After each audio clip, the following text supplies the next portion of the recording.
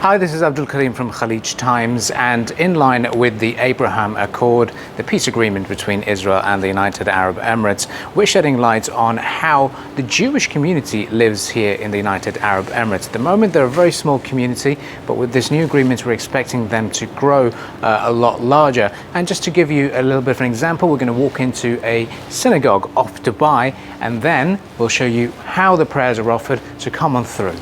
So, at the entrance, we have the mezuzah, which carries a script from the Holy Torah, the Holy Book, and it is guiding people on the importance of having the mezuzah, the entrance of the door, to purify their surroundings, and it's usually found at the entrance of every hallway or the doorway. So let's come on through and check out the synagogue that's based here in Jumeirah.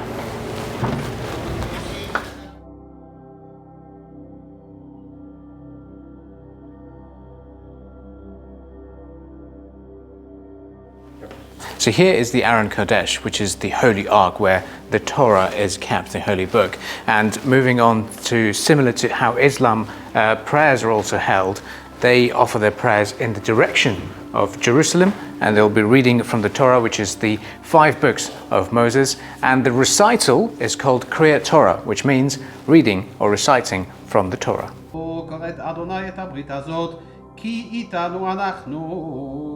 אלה פה היום, כולנו חיים פנים בפנים, האיש ולא עליתם בהר לאמור, אנוכי אדוני אלוהיך אשר הוצאתיך מארץ מצרים לבית עבדים.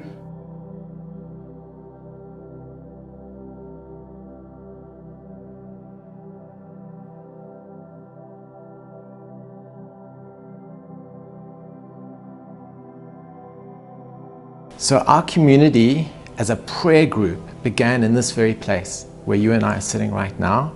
I arrived in 2013 with my wife and children, and I was praying on my own. But in order to read from our Sefer Torah, from our sacred Torah, you have to have 10 men. So we had to create a community.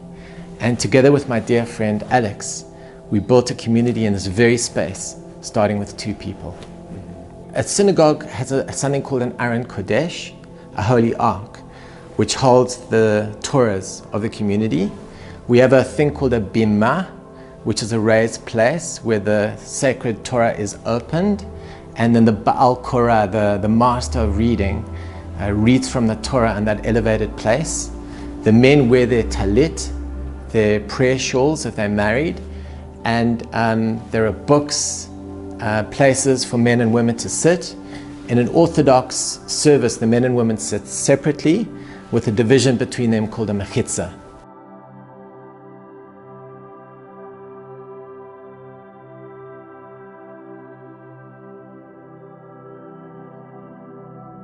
First of all, we have to be 10 men in order to read it.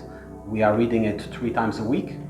Every Shabbat, every Saturday morning, there is a portion of it we read, and every Monday morning and Thursday morning during the morning prayer, there is a short version of the same portion from Saturday that we read also. It's a cycle that is very much combined with the cycle of the years. So we start reading it after the high holidays, which normally is in September, October, goes through the whole year till just before the high holidays, where we finish with the end of the Torah, which is the death of our Prophet Musa.